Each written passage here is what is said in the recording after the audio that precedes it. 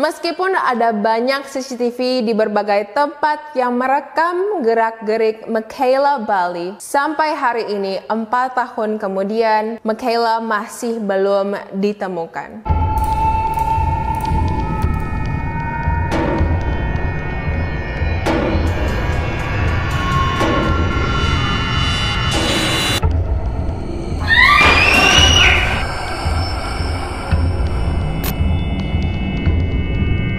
Hi guys, welcome to another episode of YouTube and Chills. Nama aku Yufi dan hari ini kita bakal ngebahas tentang misteri hilangnya Michaela Bali. Meskipun namanya itu ada Bali ya, dia nggak ada hubungannya dengan Indonesia. Tapi ini patut ditonton dan di-share buat kamu yang masih remaja, buat kamu yang suka menghabiskan waktu di sosmed dan kamu yang memiliki banyak teman online. Ini adalah satu cerita di mana kita bisa banyak belajar dan di akhir video aku juga bakal kasih teori ya kira-kira apa yang terjadi kepada Michaela sekarang karena sudah 4 tahun dia itu belum ditemukan guys. Jadi kalau misalnya kamu pengen tahu lebih banyak tentang ceritanya, apa yang bisa kita lakukan untuk mencegah kita itu bisa hilang seperti Michaela, dan make sure to keep on watching. Buat kamu yang pertama kali datang di channel aku dan buat kamu yang sudah subscribe, thank you banyak. Aku buat video tentang misteri, beauty dan juga fashion plus relative setiap minggunya. Jadi kalau misalnya kamu suka dengan topik tersebut, make sure to subscribe dan juga turn notification on biar kamu jadi pertama yang tahu pas video aku di-upload. Anyway guys, let's get to the story. By the way, ini tuh ada kayak eyeliner gitu di jari aku, so I apologize. So anyway, let's get to the story. Tanggal 12 April 2016, Michaela Bali, 16 tahun, hilang dari kota tempat tinggalnya Yorkton, Canada. Hari itu orang terakhir yang mengenali Michaela adalah teman sekolahnya, di mana mereka bertemu dengan Michaela pada jam 12 siang di Sacred Heart High School, tempat di mana Michaela paginya diantar oleh neneknya. Sedikit background tentang siapa itu Michaela Bali. Dia tidak pernah bertemu dengan ayah kandungnya sejak kecil. Ibunya adalah seorang single mom, jadi dia dibesarkan hanya oleh ibunya saja. Ibunya juga memiliki 2 anak lain dari ayah yang berbeda. Jadi total dia memiliki 3 orang anak, ketiga-tiganya memiliki ayah yang berbeda dan mereka bertiga tidak pernah memiliki ayah. Jadi Michaela itu dikenal sebagai anak yang pendiam, dia dikenal sebagai seorang introvert, tapi meskipun begitu dia memiliki banyak teman karena dia adalah seorang pendengar yang baik. Selain itu, Michaela juga sangat bertalenta dalam musik, khususnya violin. Dia juga sangat populer di sekolahnya karena dia ramah ya, meskipun dia pendiam, tapi kadang-kadang Michaela juga sering dibully karena dia memiliki banyak jerawat di mukanya. Layaknya remaja kebanyakan, dia harus mengkonsumsi obat semacam Accutane ataupun Roaccutane untuk membantu menghilangkan jerawatnya. Dan kalau misalnya kamu pernah nonton video aku tentang pengalamanku dengan Roaccutane, ini bukanlah pengalaman yang baik meskipun jerawat aku hilang, tapi untuk mental aku sendiri tidak positif. Jadi aku nggak tahu apakah obat ini mempengaruhi mental Michaela, tapi yang jelas sejak dia berumur 14 tahun dia mulai memotong dirinya sendiri karena tampaknya dia itu depresi. Mengetahui itu, ibunya nganggap kalau ini bukanlah hal yang serius. Jadi ibunya diam-diam saja dan tidak bawa dia untuk melihat dokter atau apa. Dan tampaknya inilah yang membuat Michaela menjadi merasa sendiri. Dia mulai mencari teman-teman online melalui sosial media, terutama Instagram, Snapchat, dan juga Kik. Kalau misalnya kamu nggak tahu Kik itu apa, semacam Snapchat tapi lebih bebas lagi ya, dimana kamu sama sekali nggak perlu add orang, kamu bisa chat dengan mereka secara random. Kalau nggak salah itu tinggal pakai username aja. Dan inilah yang membuat aplikasi Kik ini sangat berbahaya karena sebelumnya sudah ada beberapa kasus di mana polisi menemukan kalau ini adalah aplikasi yang cocok dan juga aplikasi yang sempurna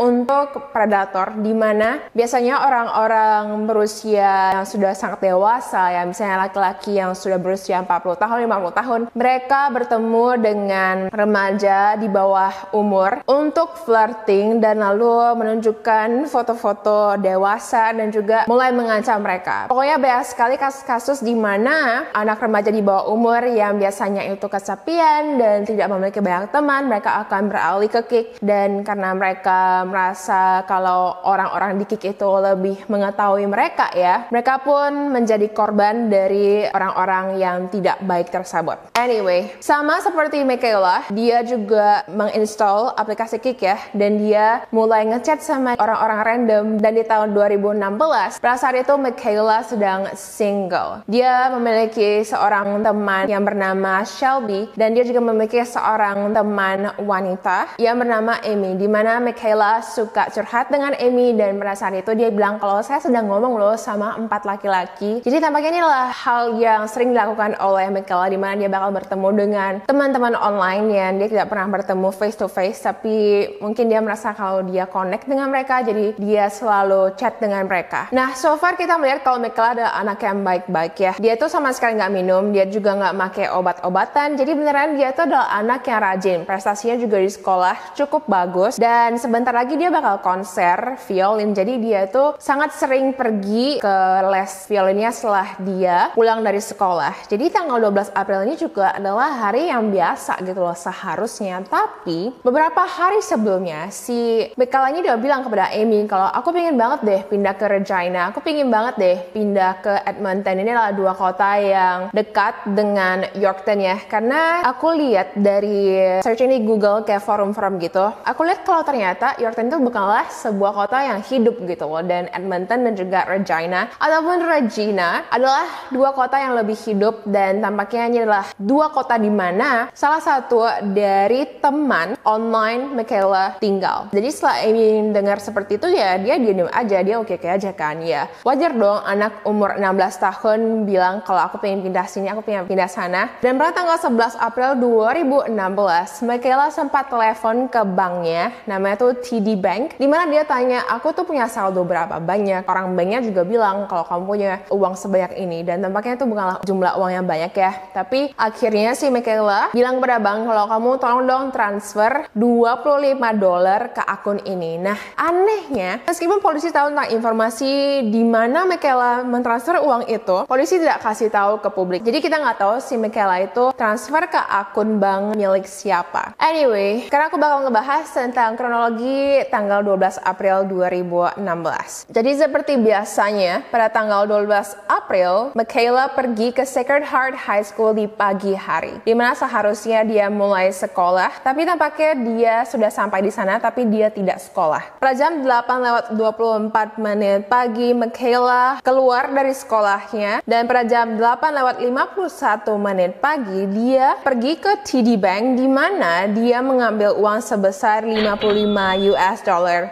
dan dia pun lalu keluar. Pada jam 9 pagi, dia kelihatan pergi ke sebuah tempat pegadaian ya, di mana dia mencoba untuk menggadaikan 2 cincin miliknya, tapi toko itu menolaknya karena tampaknya cincin itu sangat murah, jadi mereka pun tidak menerima pegadaian tersebut. Lalu 10 menit kemudian, Michaela masuk ke restoran Tim Horton, di mana dia membeli kopi. Dia duduk sendirian dan tampaknya dia melihat handphonenya terus. Dia juga bisa kelihatan kalau dia tuh selalu melihat ke arah jendela dan juga kedua pintu. Tim Horton ini memiliki 2 pintu ya. Dan 7 menit kemudian dia bangun dari tempat duduknya. Dia pun pergi keluar. Tapi pada jam 9:49 pagi, dia kelihatan masuk lagi ke Tim Horton yang sama dan dia menelepon seseorang. Kita nggak tahu dia itu telepon siapa, tapi setelah itu dia nge-text teman Shelby, di mana dia bilang kalau hey, saya butuh bantuan. Tapi tidak lama kemudian dia nge-text lagi ke Shelby bilang kalau udah nggak apa-apa, aku udah punya solusinya. Nah, teman-temannya ini sama sekali tidak melihat SMS itu sampai dia pulang sekolah. Jam 10:25 pagi dia keluar dari restoran, tapi 2 menit kemudian dia kembali masuk ke restoran yang sama dan dia duduk di meja yang sama, di mana kamu bisa lihat kalau dia asik sibuk telepon-telepon, nggak tahu telepon siapa. Jam 10:43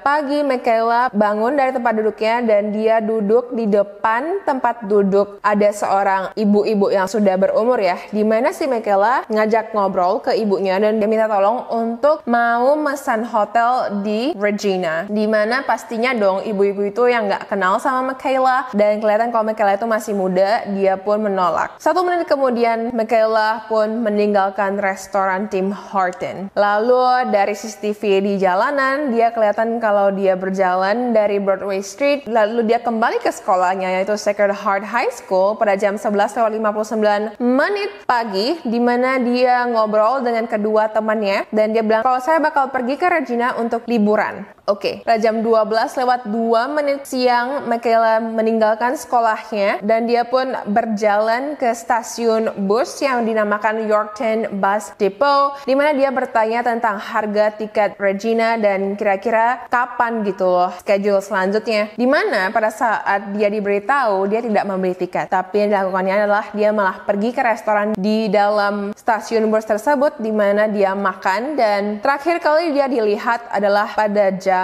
1:45 siang. Polisi tidak bisa menemukan kira-kira di mana Michaela. Yang pastinya keesokan harinya pada jam 6:51 pagi 13 April 2016, handphone Michaela ditutup. Ini bukan ditutup karena baterainya mati, tapi tampaknya ditutup oleh seseorang dengan sengaja. Dan sampai hari ini Michaela tidak ditemukan. Oke, kalau misalnya kamu lihat ya dari CCTV-nya, kamu bisa lihat kalau Michaela itu kelihatan nervous sekali. Dia kelihatan asik melihat ke arah jendela, asik melihat ke arah pintu. Tampaknya dia sedang menunggu seseorang, tapi orang itu tidak kunjung datang. Dan tampaknya kalau misalnya kamu lihat dengan cara dia tuh panik ya, dia juga udah bilang kepada temannya kalau saya bakal pergi liburan ke Regina. Kenapa dia nggak beli tiket? Tampaknya dia sedang menunggu seseorang. Dan kalau misalnya sampai hari ini Michaela masih hidup ya, dan dia bebas berkeliaran, dia nggak punya banyak uang pada saat itu. Dia hanya memiliki 55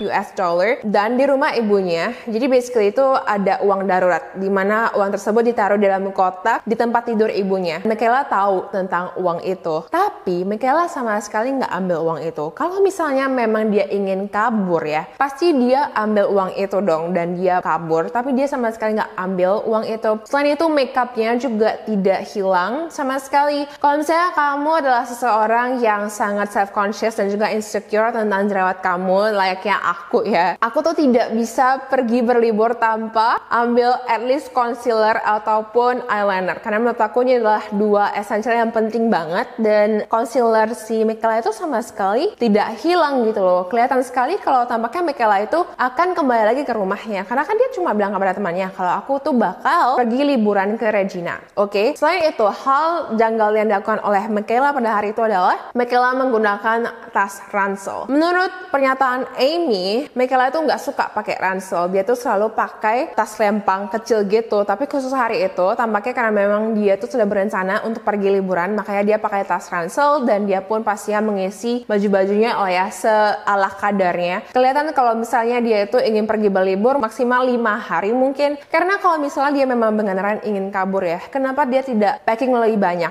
Ambil bagasi kek, atau dia ambil bajunya dulu kek dan simpan ke rumah Amy, baru setelah itu dia ambil tas isi bajunya itu yang lebih banyak. Dan aneh banget sih kalau memang dia itu ingin kabur ya, kenapa dia nggak ambil uang ibunya? Selain itu, menurut pernyataan dua temannya yang terakhir melihat Michaela pada tanggal 12 April, temannya bilang kalau tampaknya Michaela memiliki 2 handphone. Nah, polisi pergi mengecek rumah Michaela ya, charger handphonenya itu satu nggak dibawa. Ada orang yang bilang sih ya mungkin saja dia kan punya 2 HP, punya 2 charger, yang mungkin dia ambil satu charger doang gitu loh, makanya charger satu lagi ya ditinggalkan di rumahnya. Oke, sekarang aku bakal ngebahas tentang teori kira-kira apa yang terjadi kepada Michaela. Aku percaya sekali pada saat itu Michaela sebenarnya berencana untuk bertemu dengan laki-laki yang dia chat online. Kenapa? Karena kalau kamu lihat dari CCTV-nya aja ya, kelihatan banget kalau dia itu lagi nungguin seseorang. Buat kamu yang dulu pernah menjadi remaja, apa kamu bakal senervous itu? Selain itu, banyak sekali netizen yang percaya kalau Michaela itu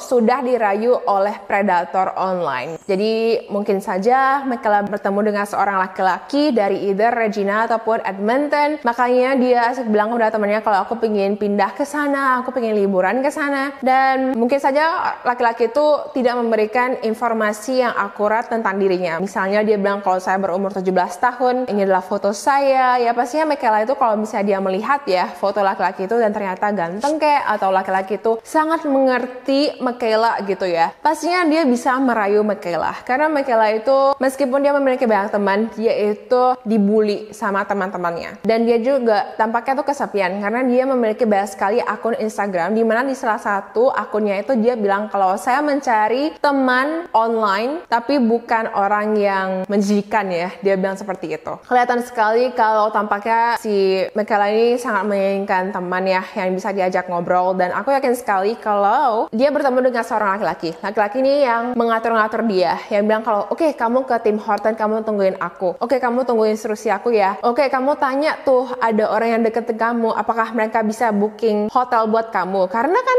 di Amerika itu kalau misalnya kamu belum berusia 18 tahun ya, kalau nggak salah kamu tuh nggak bisa booking hotel. Makanya pada saat itu Michaela minta tolong sama ibu-ibu yang duduk di restoran Tim Horton juga gitu. Tapi karena ibunya nggak kenal sama Michaela ya pasti ditolak lah ya. Oke, dan tampaknya laki-laki itulah gitu. Aku sih asumsinya laki-laki ya, karena kalau cewek tampaknya enggak deh. Michaela itu kelihatan sekali dari sistemnya tuh dia bucin. Aku memang, mungkin kamu bakal ngerasa kalau jadi banget sih, tapi aku jadi karena aku pernah experience, aku pernah remaja, aku pernah bucin seperti Michaela, dimana aku bertemu dengan seseorang online, tapi tampaknya orang itu bukanlah orang yang mereka bilang gitu loh. Dan untungnya aku nggak berakhir seperti Michaela, karena aku nggak pergi untuk menemui mereka gitu loh. Ada juga yang aku temuin, tapi mereka itu akhirnya adalah orang yang baik. Jadi menurut aku bertemu dengan orang-orang secara online itu bahaya banget sih ya. Apalagi kalau misalnya kamu itu masih remaja dan kamu nggak pernah melihat orangnya itu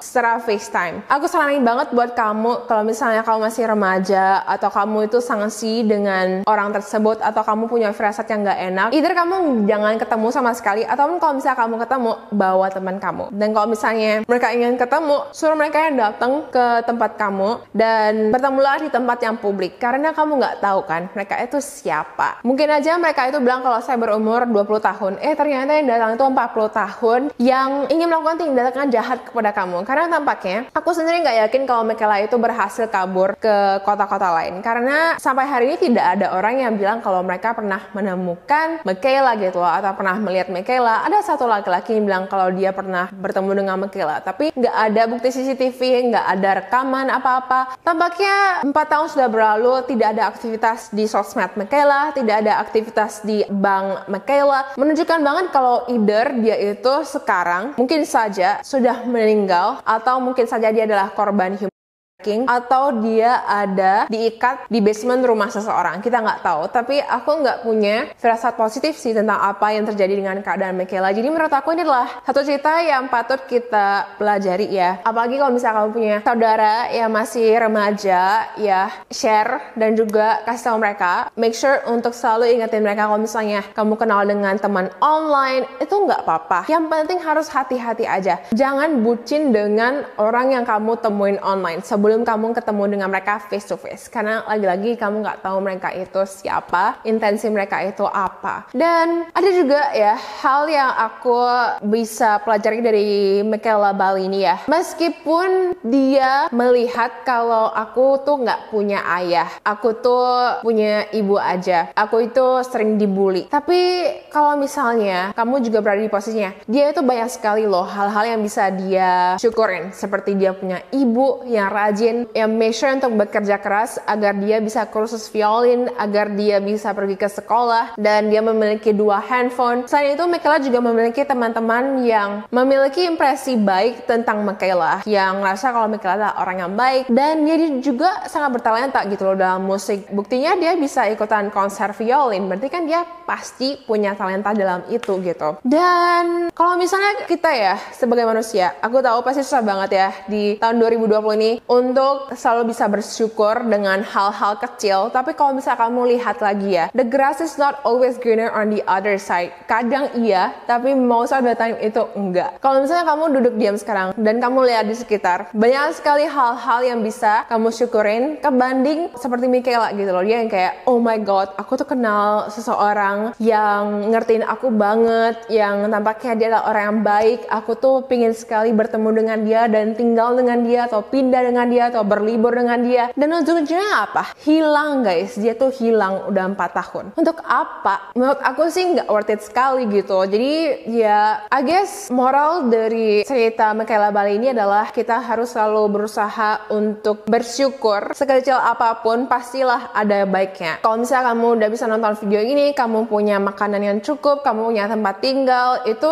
udah bersyukur banget gitu loh. Ya guys, itu aja sih menurut aku. Dan kalau misalnya kamu punya teori storyline gitu. Kira-kira Michaela Bali itu ada di mana? Make sure juga untuk komen di bawah. Dan kalau misalnya kamu punya pengalaman gimana kamu bertemu dengan teman online dan berujung baik maupun buruk, share juga di comment section di bawah. Dan ya guys, thank you so much for watching. Kalau misalnya kamu suka video ini, make sure untuk thumbs up, share ke teman-teman kamu yang remaja, ke saudara-saudara kamu yang remaja, agar mereka selalu hati-hati ya. Jangan bucin sama orang-orang yang online, even sama orang offline aja jangan bucin ya kan. Apalagi orang yang online, kamu nggak pernah tahu mereka itu siapa sebenarnya. Anyway, thank you so much for watching. Thank you so much for subscribing. Stay safe and I will see you in my next video. Bye guys. I know